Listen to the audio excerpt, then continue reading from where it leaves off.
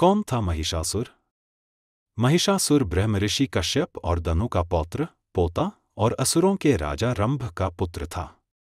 उसके पिता रंभ असुरों के राजा थे। एक बार राजा रंभ को एक अप्सरा महिषी से प्रेम हुआ और उन्होंने उससे विवाह किया। महिषी को एक भैंस बनने का श्राप था, इसलिए जब रंभ और महिषी के संयोग से एक पुत्र उत्पन्न हुआ तो उसका नाम महिषासुर रखा गया। महिष अर्थात भैंस, यानी भैंसे जैसा असुर। महिषासुर को अपने माता पिता से कई शक्तियां प्राप्त हुई थी। उसे एक विशेष शक्ति भी प्राप्त थी जिससे वह इंसान से भैंसा और भैंसे से इंसान बन सकता था। आप उसे इच्छाधारी भैंसा भी कह सकते हैं। महिषासुर बड़ा होकर एक अत्यंत शक्तिशाली असुर बना और असुरों का राजा बन गया। अब वह केवल पाताल लोक में नहीं बल्कि स्वर्ग लोक सहित तीनों लोकों का राजा बनना चाहता था। लेकिन इंद्रदेव का सामना करना उसके लिए इतना सरल नहीं था, क्योंकि देवता अत्यंत शक्तिशाली थे। महिषासुर सृष्टिकर्ता ब्रह्मा का महान भक्त था। देवताओं से अधिक शक्तिशाली बनने के लिए उसने कठोर तपस्या कर ब्रह्मा जी को प्रसन्न किया। जब ब्रह्मा जी ने उसे वरदान मांगने के लिए कहा तो उसने अमरत्व, अमर होने का वरदान मांगा। पर ब्रह्मा जी ने कहा कि यह वरदान देना संभव नहीं है, क्योंकि अमरत्व का वरदान विशेष परिस्थितियों में और विशिष्ट विभूतियों को दिया जाता है। महिषासुर ने सोचा और फिर वरदान मांगा, प्रभु, मुझे ऐसा वरदान दीजिए कि कोई भी देव या पुरुष मेरा वध न कर सके। उसे विश्वास था कि स्त्रियां तो वैसे भी उसे नहीं मार सकती और देव या पुरुष उसे मार नहीं सकते, तो वह समझने लगा कि वह अमर हो चुका है।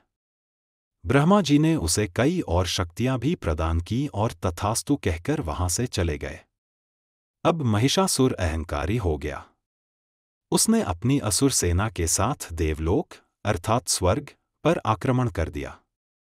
देवराज इंद्र युद्ध के लिए पूरी तरह से तैयार नहीं थे। इंद्र ने अपना वज्र चलाया, पर महिषासुर अब अत्यधिक शक्तिशाली हो चुका था। परिणामस्वरूप असुरों की विशाल सेना ने देवताओं को हरा दिया और देवताओं को स्वर्ग खाली कर भागना पड़ा। महिषासुर स्वर्ग का राजा बन गया। जिसने भी उसका विरोध किया, उसकी हत्या हुई। उसने स्त्रियों पर भी अत्याचार किए। अब देवताओं के पास त्रिदेव से सहायता मांगने के अलावा कोई विकल्प नहीं बचा था। ब्रह्मा जी तो अपने भक्त को मारने से इनकार कर चुके थे, इसलिए देवता भगवान विष्णु के पास गए। नारायण देवताओं को कैलाश ले गए, क्योंकि भगवान शिव ही एकमात्र ऐसे थे जिनकी भक्ति असुर और देव दोनों करते थे। कहा जाता है कि विष्णु जी ने महिषासुर से युद्ध किया और उसे हरा दिया था, लेकिन ब्रह्मा जी के वरदान का मान रखने के लिए उसे जीवित छोड़ दिया।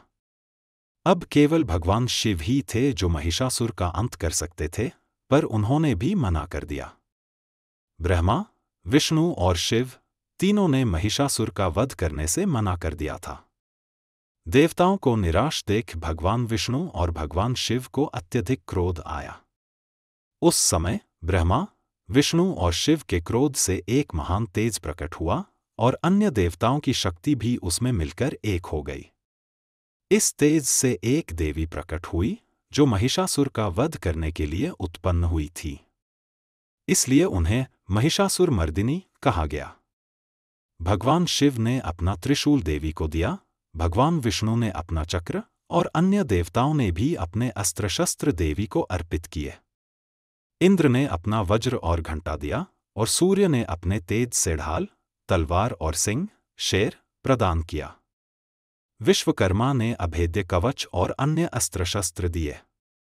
भगवान शिव ने अपनी अर्धांगिनी पार्वती जी से इस संकट के बारे में बताया। चूंकि ब्रह्मा जी के वरदान के कारण महिषासुर का वध पुरुष द्वारा नहीं हो सकता था, तो मां पार्वती ने दुर्गा का रूप धारण किया। महिषासुर ने जब मां दुर्गा को देखा तो वह उनकी सुंदरता से मोहित हो गया और उनसे विवाह का प्रस्ताव रखा। यह सुनकर मां दुर्गा अत्यंत क्रोधित हो गईं और कहा, तुम्हारा अंत अब निकट है। महिषासुर ने युद्ध किया, लेकिन देवी दुर्गा ने उसकी सेना को 9 दिनों तक लगातार पराजित किया। अंततः 10वें दिन महिषासुर ने भैंसे का रूप धारण कर छल करने का प्रयास किया, लेकिन माँ दुर्गा ने उसे अपने त्रिशूल से मार गिराया। इस प्रकार महिषासुर का अंत हुआ। इस दिन को विजयदशमी के रूप में मनाया जाता है, जो बुराई पर अच्छाई की जीत का प्रतीक है। इसी दिन भगवान राम ने रावण का भी वध किया था।